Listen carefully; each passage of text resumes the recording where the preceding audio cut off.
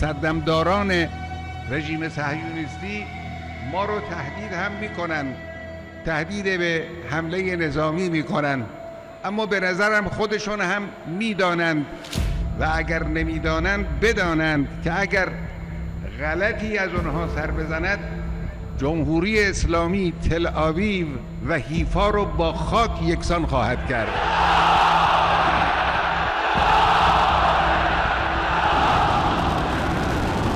تل آویو با انفجار سایت هسته‌ای دیمونا که محل تولید سلاح‌های کشتار جمعی است با خاک یکسان خواهد شد. اسرائیل نابود است، فلسطین پیروز است. اسرائیل نابود است، فلسطین پیروز است. اسرائیل نابود است، فلسطین